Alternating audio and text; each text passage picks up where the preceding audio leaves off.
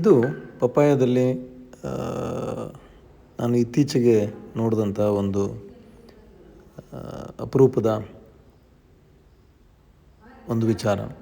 ಇದು ಯಾವುದೇ ರೋಗ ಅಲ್ಲ, ಅಥವಾ ಇದು ಯಾವುದೇ ಕೀಟದಿಂದ ಆಗಿರತಕ್ಕಂಥ ಹಾನಿ ಅಲ್ಲ. ಇದಕ್ಕೆ ನಾವು ಈ ಅನುವಂಶೀಯತೆ ಅಂತ ಏನು ಕರಿತೀವಿ, ಜೆನೆಟಿಕ್ಸ್ ಅಂತ, ಅದರ ಪ್ರಕಾರ ಇದಕ್ಕೆ ನಾವು ಕಿಮೆರಾ ಅಂತ ಕರಿತೀವಿ. ಕಿಮೆರಾ ಅಂದರೆ ಇಲ್ಲಿ ಈ ಒಂದು ಇದರ ಕೋಶಗಳ ಒಂದು ಏನು ನಾವು DNA ಅಥವಾ ಅನುವಂಶೀಯ ಗುಣಗಳಿರುತ್ತವಲ್ಲ, ಅದು ಎರಡು ಬೇರೆ ಬೇರೆ ರೀತಿಯ ಟಿಶ್ಯೂಸ್ ಆಗಿರುತ್ತೆ.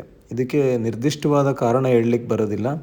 ಮ್ಯುಟೇಷನ್ನಿಂದ ಈಗಾಗಿದೆ ಅಂತ ನಾವು ಹೇಳ್ಬೋದು. ಅದು ಸ್ಪಾಂಟೇನಿಯಸ್ ಮ್ಯುಟೇಷನ್ ಇರ್ಬೋದು, ಅಥವಾ ಬೇರೆ ಪಾಯಿಂಟ್ ಮ್ಯುಟೇಷನ್ ಇರ್ಬೋದು.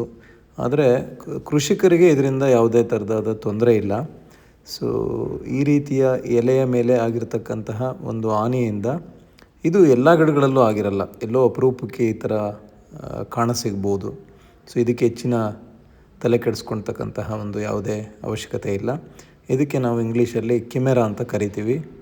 ಕನ್ನಡದಲ್ಲಿ ಏನನ್ಬೋದು ಗೊತ್ತಿಲ್ಲ.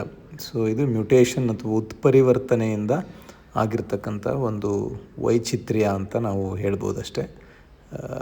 ವೀಕ್ಷಿಸಿದ್ದಕ್ಕಾಗಿ ಧನ್ಯವಾದ.